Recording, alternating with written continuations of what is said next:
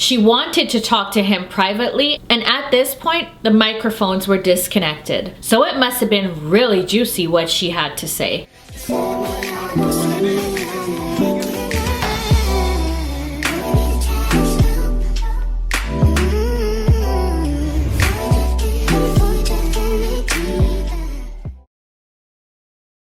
Hey my beautiful peeps, if you're new here, my name is Char and welcome to Char TV. For my existing subscribers, I appreciate you coming on back. In today's video, I'm going to be doing a detailed recap on episode 11 of Before the 90 Day. It's called Back to Square One. Before I jump into the recap, I just have a quick shout out and it goes to Beagle Mama. Thank you so much for your sweet comment. I just had to pin it, and I also appreciate you always engaging in my posts. Now let's jump right into the recap. I'm gonna start with Mike and Ximena. Mike and Ximena are on their way to go wedding dress shopping. As always, she's looking cheesed and it's very quiet, but says that she's feeling normal. She didn't look so to me because she's in the back seat there rolling her eyes. Mike says that usually a bride is excited when they're going wedding dress shopping, and Ximena doesn't look that way. And she just said, yeah, but a groom is not to see the wedding dress because it's bad luck. So Mike said that he'll just stay in the back of the store so that he can't see the dress, and Ximena was okay with that. It's still bothering Ximena that Mike has been grilling her about staying out so late the night before. And she's a little bit upset too because he wanted to go dress shopping even though her mom and her sister weren't able to make it. She thinks that it's odd that Mike wanted to be there when she's trying on dresses, but since he's paying for it, he wanted to be there. Mike is feeling kind of nervous because Ximena is giving him mixed signals. Even though it's not typical for a man to be present while a bride is trying on her dress, he's hoping that when she sees herself in the dress, she's gonna be happy again and show him that she really wants to marry him. Sí le gustan los velos. Me encanta. Me encanta, ¿Cómo se ve? me encanta, me encanta. Parezco una princesa. Cuando me puse el vestido de novia, que me lo miré, yo me miré al espejo y digo, wow. Tanta como me queda, es divino.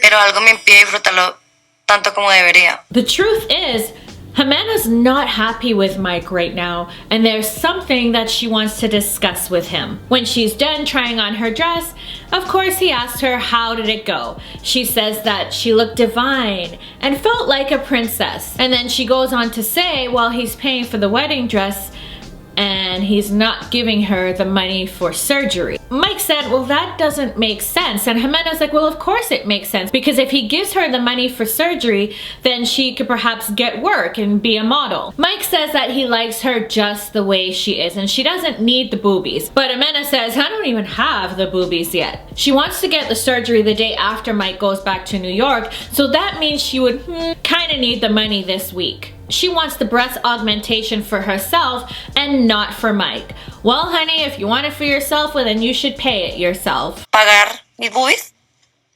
Tal vez. No, sí. Primero mi cirugía, después vestido de novia. ¿Está bien?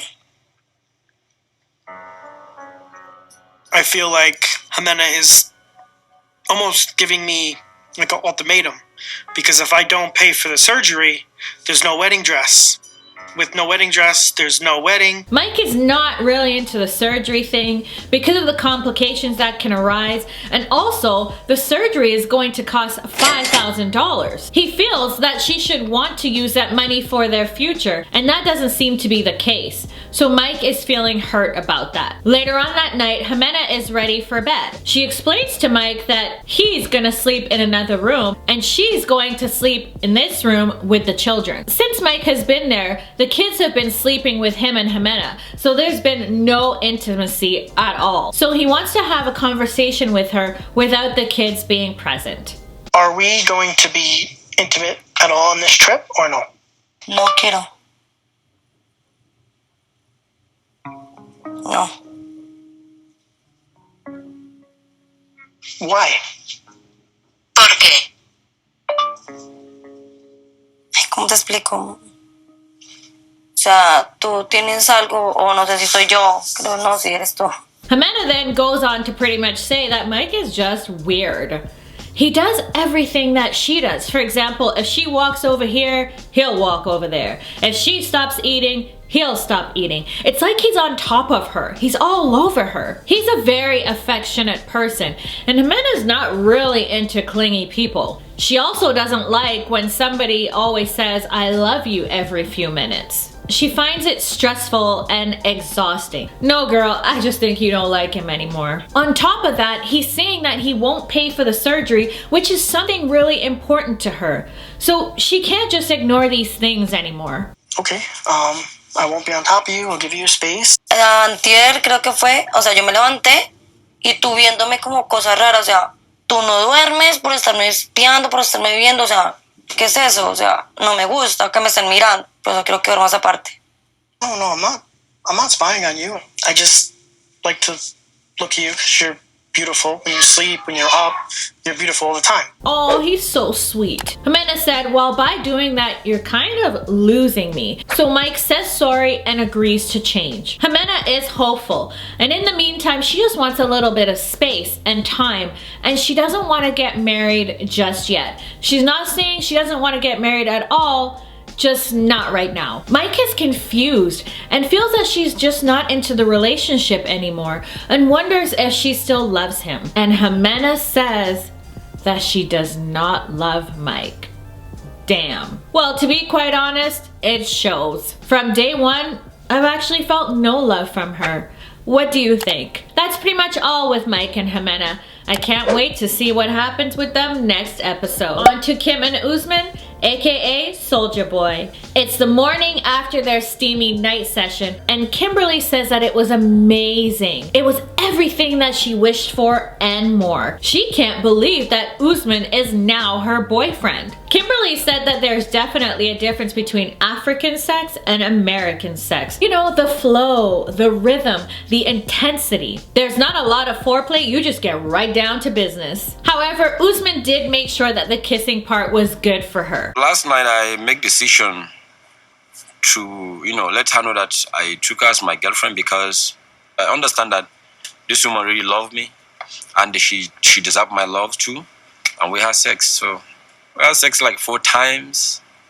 I say yummy, yummy. Ooh. Yeah. It was awesome. It was a great night. Kimberly said that she's going to make Usman very happy, as she already does, and Usman prays that she does, especially after what he went through with his previous marriage. He also said that one day he will carry his Grammy and he will hold Kimberly's hand on stage and say that she did a lot.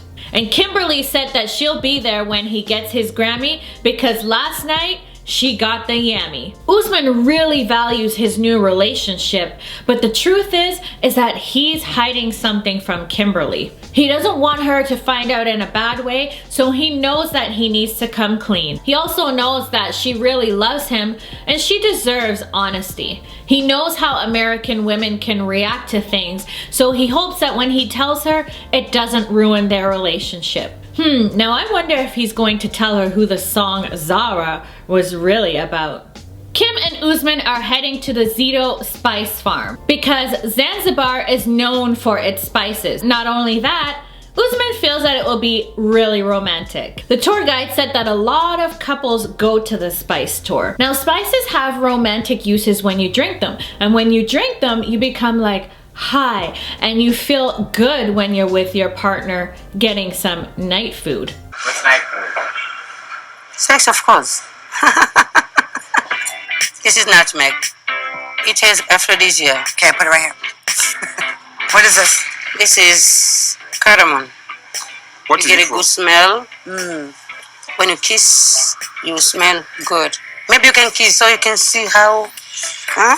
Oh, I kiss my on the cheek all the time. Yeah. The tour guide gives them a gift, and the gift are crowns that are made out of leaves. Usman places the crown on Kimberly's head and pronounces her Queen of Spice Village. He then proceeds to shower her with kisses, but not on the lips. Now, even though Kimberly is his girlfriend, in his culture it prevents him from kissing Kimberly on the lips in public. He knows that she's probably disappointed, but feels that giving her a kiss on the cheek is good enough. Kimberly does not know that the song Zara is based on a real relationship. And since the video is coming out soon, Usman feels that it's important to tell her. So now that the decision has been made and we all know our status, I don't want you to go back to States and maybe one day you will see a post on social media and that gets you mad. What are you talking about? Did you do something that I need to know about? That's why I want to tell you. Oh my God. Oh my God. That is this lady, Zara. I swear to God, Usman. Oh my goodness, I cannot wait. I cannot wait to see what happens. Ooh. She is not gonna take that very well. That's pretty much all between Kim and Usman. Next up is Gino and Jasmine. Gino and Jasmine decide to leave the island one day early for a much needed change of scenery. Jasmine is feeling mentally drained and Gino is trying his best to make things up to her. It's going to be hard for Jasmine to trust Gino again, but she wants to believe that her giving him another chance, that Gino will put the effort into it and that they'll make it as a couple. So today we're going to Panama City, right? And tomorrow morning we're going to David, that's in Chiriquí, one of the most wonderful provinces in Panama. And David is close to my mom's house, and you know that I want you to meet my mommy, and she wants to meet you too. Yeah, I'm super excited to meet your mom finally. I've been wanting to meet her for so long. Jasmine is nervous that Gino will be meeting her mom, especially after everything that they just went through. Her mother is very overprotective of her, especially after seeing her at her lowest after the divorce. She doesn't want her to be hurt again, and she's not sure about Gino's intentions. So Jasmine wants to listen to what her mother has to say. Gino only has a week and a half left with Jasmine, so this time being spent there is critical and will determine everything for them and their future. They've arrived at the hotel in David and it looks lovely. One of Jasmine's sons lives with her mother, so she's made arrangements that both of the children are to stay with the ex-husband. Because at this moment, she's not ready for Gino to meet her children, especially since she's not 100% sure about him. I feel that's a smart decision. Jasmine is feeling a little bit tired, so Gino suggested that maybe she should take a nap, and while she's napping, he can explore a little bit. You know what is the process? Evidence and reports. Good boy. Before Gino came to Panama, I made him report to me on a daily basis. She says, evidence, report. So usually when I go out, I'll send her a screenshot or check in with her because she wants to know where I'm at all times. Jasmine will not make things easy for Gino, and he'll have to work hard to gain back her trust. So they're back to square one. Now that Gino has determined that Jasmine is the one for him, he plans on buying an engagement ring. He wants to propose to her before he goes back home. Now he's checking out a few options and he's a little nervous because he doesn't want to pick the wrong ring. He kind of knows her style, but it's still hard because he has terrible taste. I like this one. How much? It's $980. Oh, mm-hmm.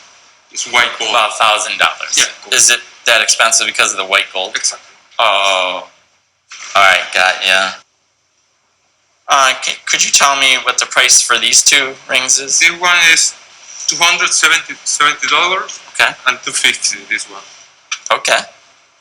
He went with the ring that was $270 because the other one looked a little gaudy. Jasmine does love nice things, but Gino's on a really tight budget because he's not working. To him, it's not the cost of the ring that matters. It's the love that they have for one another. So he hopes that she sees how serious he is when she sees the ring. And despite the problems that they have, he hopes that she says yes. The next day, they're going to meet Jasmine's mother and sister. Gino is kind of nervous, of course, but he was kind enough to buy some chocolates for the mom and a card. Getting the mother's blessing is important to Jasmine. My mom is a very old-fashioned person. She's very religious, and I'm not sure if I prepare Gino for how direct my mom will be. My mom, you know, she's overprotective. Yeah. Okay, thank you for telling me that. It's good to know. Jasmine didn't even tell her mother how her and Gino truly met, which was on a dating site. She told her mom that they connected through an international conference through the university that she works at. She wanted her mother so badly to approve of their relationship, so Gino isn't to mention anything to disgrace the relationship, especially not to mention the pregnancy thing, because she doesn't want her mother to think poorly of him. You know what? I'm afraid of my mom asking to pray if you're gonna eat, because she's gonna ask you to take off your hat. Why? To show respect during a prayer. So, what are we gonna do? Well, yeah, I don't plan to do that.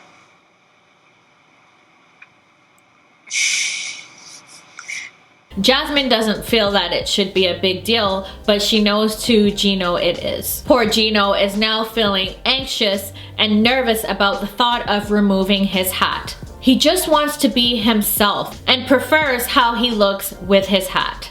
A lot is riding on Jasmine's mom's blessing, so the whole hat thing may pose as a problem. That's pretty much all with Gino and Jasmine. Shall be interesting next episode. On to Memphis and Hamza. Memphis asks Hamza if he feels that they shouldn't be getting married on this trip. Hamza says that he does want to get married, but feels that more time is needed before they get married. He's having doubts about Memphis, and his mom even told him not to rush into things and to take time because marriage is not a game. So Hamza is taking his mother's words into consideration because maybe she's right. I don't understand why you would ask me to get married to you and then have me do all this stuff and all this preparing for nothing. That is really ridiculous. Why would you ask me to come to Tunisia and marry you if you did not want to get married? I do not understand.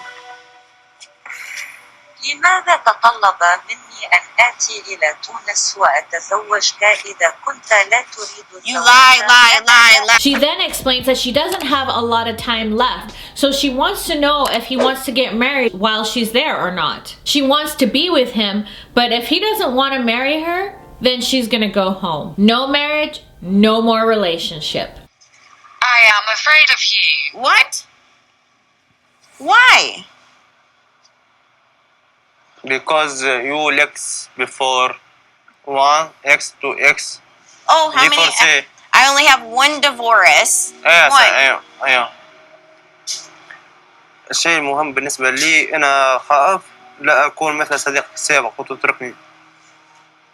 Memphis said to Hamza that he can't be afraid of the past and should just look forward to the future. So he has to trust her, and he's like, hey, you don't trust me. And then she said, the prenup? Hamza said he's not scared of signing the paperwork. He just wants her to trust him. She said that she does trust him, but just wants him to sign the paperwork. To which he said, okay. She asked him again, does he want to marry her? And he said, okay. He just kind of shrugged his shoulders. He looked kind of fed up, actually. Memphis was shocked to learn that Hamza wants to push back the wedding. So now she's even more nervous about telling him about her ex. But it's important for her to be honest with him because she does want the relationship to work. She then goes on to tell Hamza that during the summer when they first started dating, she stayed at her ex-husband's house. Hamza's like, why? And she explained that she was feeling down and her ex-husband said that she could stay.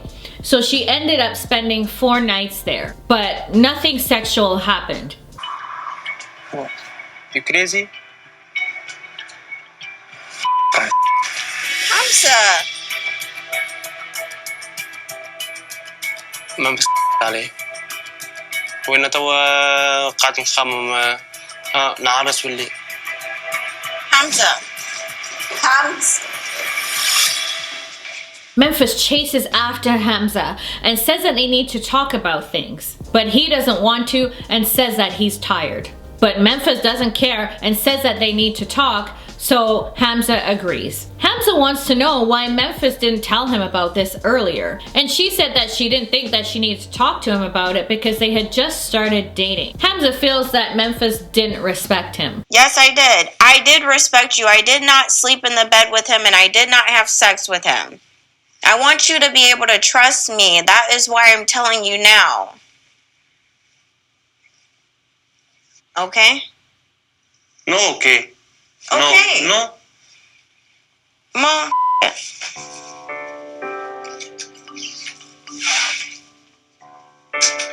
Memphis goes into the living room and she's very upset, and Hamza's mom wants to know what happened. From his room, Hamza says to the mom that nothing is wrong. The mother tells Hamza to come out and tell her what happened, but Hamza says that she's to come into the room so they could talk about it. He goes on to tell his mother about the ex, and the mother said, see, this is why I told you to take it easy and to not rush into things. She then said to him, well, what are you going to do about it? Which he doesn't know. The mother then decides to talk to Memphis herself, and shortly after, Hamza joins them. ما هو سبب ذهابك إلى منزل زوجك؟ It is really personal why I went to his house, but I needed some moral support. What the?